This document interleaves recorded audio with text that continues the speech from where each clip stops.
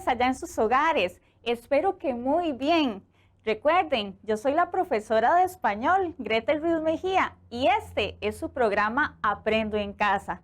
Un gusto que estén conmigo una semana más y que podamos disfrutar de esta aventura de conocimiento, donde todos vamos a aprender, tanto ustedes como yo. Vamos a iniciar nuestra clase del día de hoy, pero antes vamos a prepararnos para esta nueva aventura de aprendizaje. ¿Les parece? Vamos a prepararnos. Antes de empezar, ¿qué necesitamos? Cuaderno de español, muy importante para hacer sus anotaciones, pero si lo prefieren, pueden utilizar hojas en blanco o rayadas. Un lapicero para tomar los apuntes. Sin embargo, si desean, pueden utilizar lápiz, así pueden hacer correcciones. Muchos colores para anotar los conceptos o incluso resaltadores para marcar todo lo que ocupen. Eso sí, deben tener mucha creatividad al hacer sus trabajos y una actitud positiva. No se les olvide invitar a todos los miembros de su burbuja social. Sí, hermanos, primos, tíos, todos son bienvenidos. Recuerden que acá, en este espacio, vamos a aprender todos. Y colóquense en el lugar de la casa donde se sientan más a gusto. Eso sí, cerquita del televisor para evitar distractores. Ahora sí, estamos listos. Ahora sí, ¿se prepararon? ¿Ya tienen todo listo? ¿Ya están sentados cómodamente? ¿Están todos los miembros de su burbuja social? Bueno, pues vamos a iniciar ya de una vez nuestro tema de hoy, los textos orales. Sí, pero la segunda parte. Recuerden que la semana anterior habíamos visto cuáles eran los textos orales y habíamos visto varias características de ellos. Sí, de manera oral, de persona a persona. Vamos ahora a nuestra presentación, pero antes, vamos a un video de repaso. ¿Les parece? El tema de hoy es textos orales. Ok, para iniciar. Se denomina texto oral aquel que se realiza con sonidos que pertenecen a la lengua hablada. En muchas lenguas tienen textos orales y no tienen textos escritos. Los orales son primarios y los escritos son secundarios. Las principales características de los textos orales son: es espontáneo. Su finalidad es que el texto oral sea muchas veces producido sin ningún plan previo. Ejemplo. Como te decía, mañana el examen es de la materia. Es necesaria la interacción entre un emisor y un receptor. Ambos elementos deben estar en el mismo tiempo y lugar de comunicación. En algunos casos es interrumpido y el mensaje es alterado. Ejemplo. Sí, el examen de español es mañana y es importante que hagas. Se apoya la comunicación no verbal. Se ayuda en rasgos como los gestos, el volumen, el tono utilizado y a veces incluso sustituye a las palabras. Tiene una estructura sintáctica sencilla. Su redacción poco planificada. Su finalidad informativa provoca que sea sencilla y fácil de entender. Ejemplo. ¿Sabes? Vamos a hacer lo siguiente. Voy con la maestra, le explico y regreso, ¿ok? Tiene una función informativa y de relación. Las funciones que predominan son la referencial, transmite información, y las expresivas, comunica sentimientos, estados de ánimo, entre otros. Tipos de textos orales. Singular, exposición oral, discurso. Plural, entrevista, debate y mesa redonda. Dual, conversación. Y bueno, espero que les haya gustado este video. Hasta la próxima. ¿Recordaron los conceptos claves de la semana pasada? Espero que este video les haya ayudado bastante. Sí, recuerden que la conversación oral es más efectiva, es más rápida, espontánea. Aparte, nosotros hablamos casi que desde que nacemos. En cambio, el proceso de escritura se adquiere varios años después. Por eso se dice que es un proceso natural el hablar. Pero, pues también, no todo es planificado. Pero vamos ahora sí a ver la presentación del día de hoy para seguir aprendiendo sobre los textos orales. Sí, en esta segunda parte, ahí se puede ver una persona que está hablando. Vamos a iniciar hoy con esta frase de este señor francés, Robert Papin. Dice así: si no sabes comunicarte bien con los demás, no sabrás convencer ni motivar. Y relacionándolo con nuestro proceso de escritura y de oralidad, pues habíamos visto que la argumentación es muy importante para poder comunicarnos, ¿sí? Para poder convencer. Ojo, que no estoy hablando de que hagamos que las otras personas hagan lo que no quieran, no. Es ese convencimiento por medio de la oralidad. Por medio de esos argumentos es que vamos a convencer a los otros. Pero si no podemos comunicarnos adecuadamente, pues no nos van a entender. Entonces vamos a estar mal informados y no podrás dirigir ni controlar con eficacia. Quiere decir que al no entendernos, pues no vamos a convencer a nadie. Entonces, por eso es muy importante el arte del razonamiento, el arte de el poder hablar con propiedad y tener ese convencimiento hacia las otras personas. Vamos a proseguir recordando brevemente las 3 situaciones comunicativas. Sí, yo sé que en el video ya se mencionó, pero quería recalcar esos 3 tipos de comunicación que tenemos: la singular, la dual y la plural. Y vamos a verlo ejemplificado. En la singular hay una persona que habla a un público. Ellos nada más van a estar de oyentes, de receptores de esa información. En cambio, en la número 2, que es la dual, esa es más interactiva. Vamos a tener un emisor y un receptor, pero ese papel se va a estar cambiando constantemente. Sí, cuando hablamos naturalmente, yo hablo, la otra persona me escucha, me responde y así sucesivamente, ya sea que estemos frente a frente, como en la imagen que están viendo, donde parece una imagen de un rompecabezas, porque la conversación se va a complementar con lo que la otra persona también le responde. También puede ser vía teléfono, ¿sí? Aunque estemos en lugares diferentes, pero la información se está dando en tiempo real.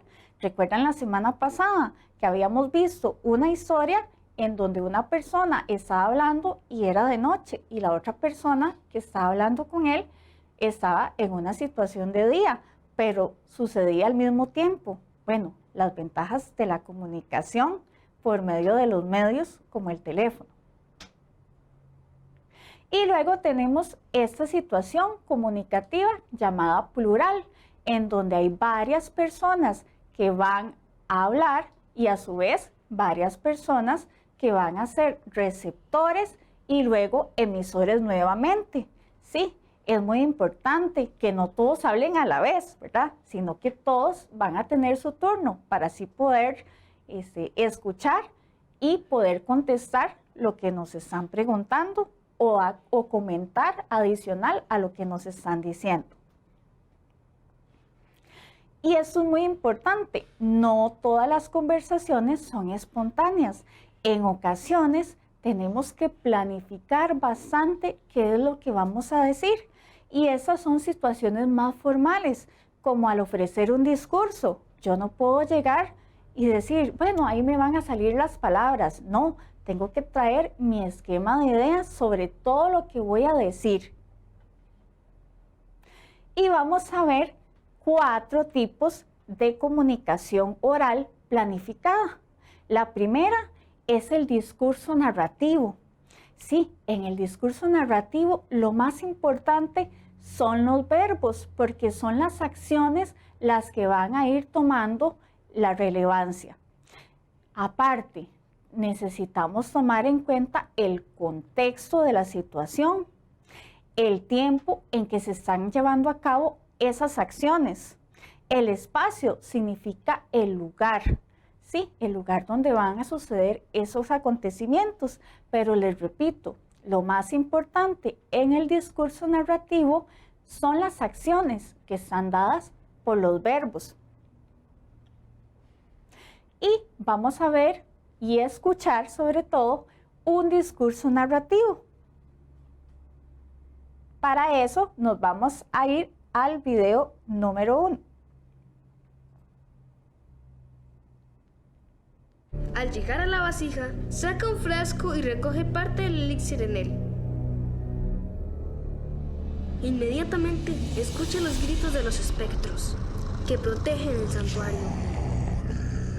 Y sabe que es urgente escapar, porque si es atrapada, será devorada por ellos. Cuando se da vuelta para salir, descubre que los espectros ya están dentro del cuarto. Vuelve a ver hacia atrás y ve una pequeña salida. Y sin saber a dónde da, corre hacia ella.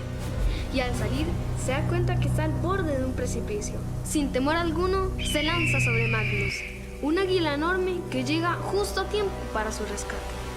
El espectro se queda al borde del precipicio sin poder atraparla. Magnus sobrevuela una pequeña casa en medio del bosque y desciende sobre ella. Emocionante esa historia. Daban ganas de seguir viendo a ver cómo iba a terminar. Pero bueno, el tiempo es muy corto y lo que quería ejemplificar son esas acciones que van secuencialmente presentadas. Sí, esa narración. Hay personajes, hay un hilo conductor y sobre todo los verbos nos van marcando esos acontecimientos importantes. Ese es como el centro o la parte esencial de la narración. Pero no solo existe la narración, también hay otro tipo de discurso, por ejemplo, el descriptivo.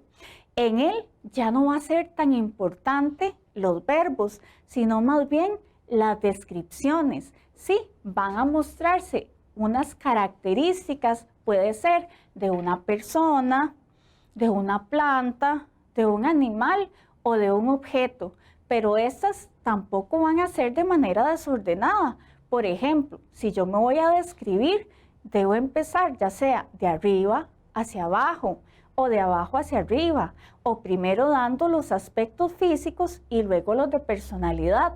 No vamos a ir haciendo mezclas, no, todo lleva su orden. Pero para ejemplificar mejor el discurso descriptivo, vamos a ver un siguiente video. Las cactáceas son plantas de la familia de las suculentas. Son originarias de América, pero también se encuentran en África y Madagascar. En su interior contienen gran caudal de sábila como reserva de líquido, dado que son plantas de climas desérticos, secos. Estos cactus presentan flores atractivas, solitarias y hermafroditas, es decir, unisexuales. Su tamaño varía según cada especie. Así, se puede encontrar cactus de gran tamaño, más de 2 metros, como pequeños de unos pocos centímetros. ¿Se fijaron qué interesante este tema? Sobre todo en esta época de pandemia, donde a muchos les ha dado por la jardinería, por la agricultura, por sembrar matitas. Bueno, pues es cultura general, saber un poco más sobre las suculentas, de dónde provienen, qué tamaños tienen, qué tienen por dentro. Bueno, estas características que se dieron de todas las cactáceas en general es parte del discurso descriptivo, porque de cada una de ellas se dijo, bueno, de dónde eran originarias, sus tamaños, sus formas, la variedad que existe.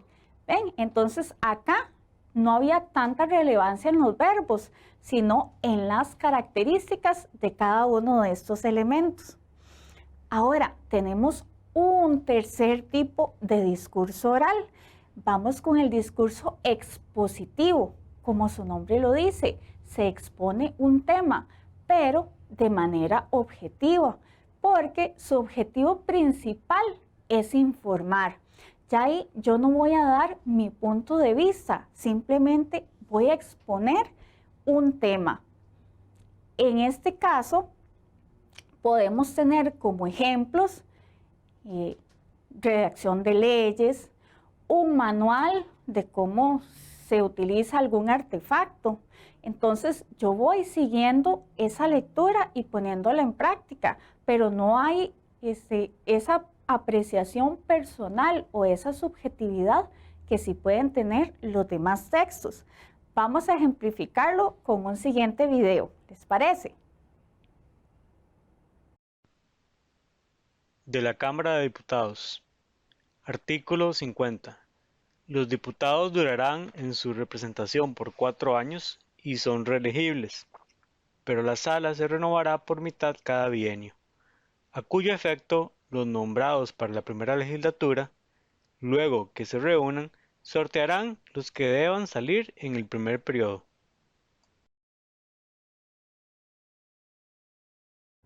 Interesante este video, ¿verdad? Es sobre la elección de los diputados en Argentina. Cómo son elegidos, si pueden renovarse o no ellos nuevamente en el poder, cómo pueden salir. Bueno, todo esto muy interesante, pero fíjense que no hubo una apreciación de la persona que estaba hablando, simplemente se dan los hechos como son. Únicamente nos sirve para informar. Pero tenemos un cuarto tipo de discurso oral. En este sí entran todos los poderes de convencimiento y se echa mano de la subjetividad.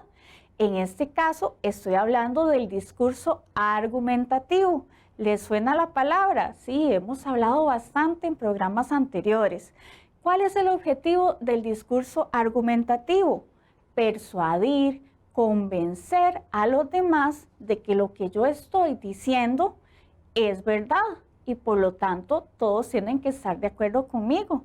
En eso, la persona que está exponiendo pues va a echar mano de toda su retórica para que los que lo están escuchando puedan estar de acuerdo con él. Vamos a ver un último video sobre el discurso argumentativo y ustedes me van a decir si los lograron convencer o no.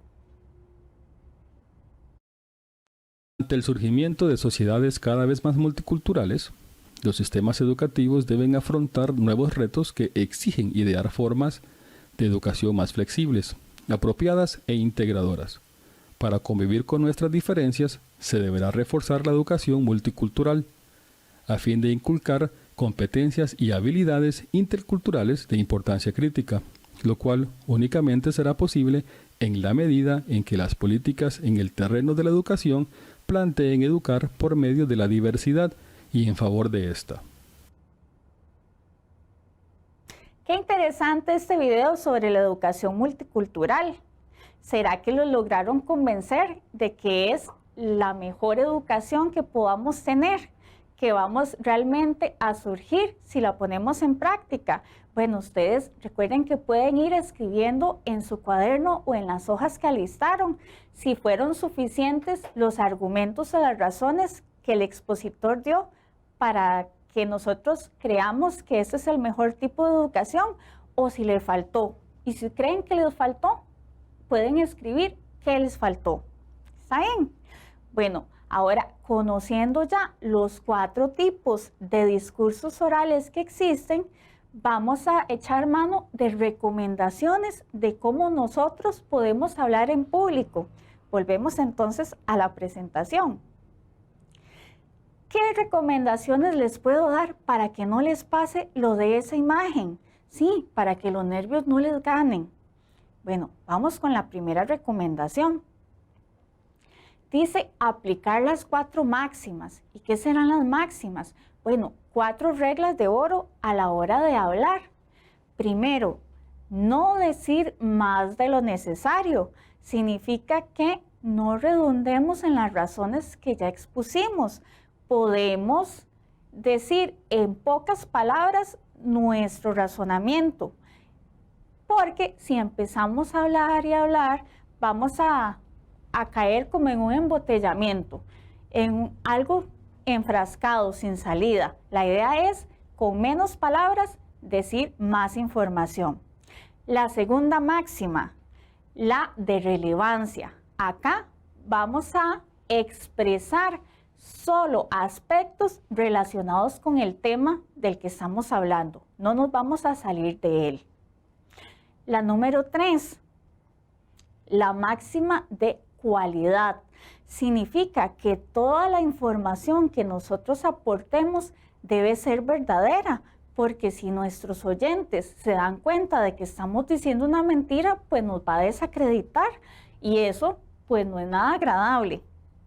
Y la número 4, la máxima de modo. En ella se van a dar los mensajes de manera clara, sin ambigüedad, sin que no se sepa bien qué fue lo que quisimos decir o que se entienda de dos maneras distintas. No, el mensaje debe ser claro y directo. Pero aparte de esas, vamos a dar otras recomendaciones adicionales. Estas máximas deben ir acompañadas de un volumen y una entonación adecuadas. Por ejemplo, si yo hablo muy bajito, pues no me van a entender. O si hablo demasiado plano, es decir, no subo el volumen en momentos en que debo subirlo. Por ejemplo, en una pregunta que uno hace esa entonación más alta. Además, el ritmo que yo lleve en la conversación debe ser fluido. Si yo dejo muchos espacios sin hablar, pues la gente se va a quedar esperando a ver qué sucede. O si no hago una vocalización adecuada. Hay personas que hablan entre dientes y esto suele terminar en que no entiendan qué es lo que queremos expresar. Ay, es que hablan así, entonces no se entiende bien esa información. La siguiente se refiere a la mirada y los gestos, muy importante. Cuando yo hablo con mi interlocutor, debo verlo a los ojos o intentar ver hacia el frente para que sientan que realmente les estoy hablando a cada uno y no sientan que los estoy ignorando. Además, la gesticulación es muy importante, tanto los gestos que yo haga con mis manos, con mi cuerpo en una posición cómoda, como incluso los gestos de la cara, porque a veces uno no puede decir que está feliz si está con el ceño fruncido. No, los gestos nos van a delatar y eso es muy importante a la hora de expresarnos oralmente. Y finalmente, el orden y la estructura. No podemos empezar un discurso al revés, hay que iniciar con una introducción, desarrollarlo y luego cerrarlo. Vamos ya a nuestro desafío del día de hoy. Los textos que vamos a escuchar en el transcurso de esta semana los vamos a transcribir. ¿Para qué nos va a servir esto? Para clasificarlos, a ver si estamos ante un discurso narrativo, descriptivo, expositivo o argumentativo. Además, esto nos va a servir en nuestro proceso de escritura. Si estamos ante textos, o más bien, si nos van a poner como un medio de evaluación en el cole, un tipo de ensayo o un escrito. Esto nos va a servir bastante. Vamos ahora con el momento ortográfico.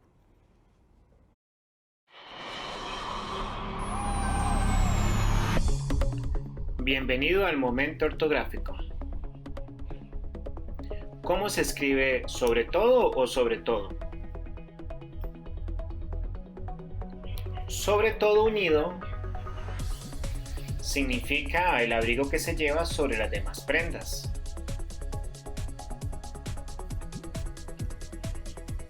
Y sobre todo separado hace referencia a una frase adverbial que significa especialmente o principalmente.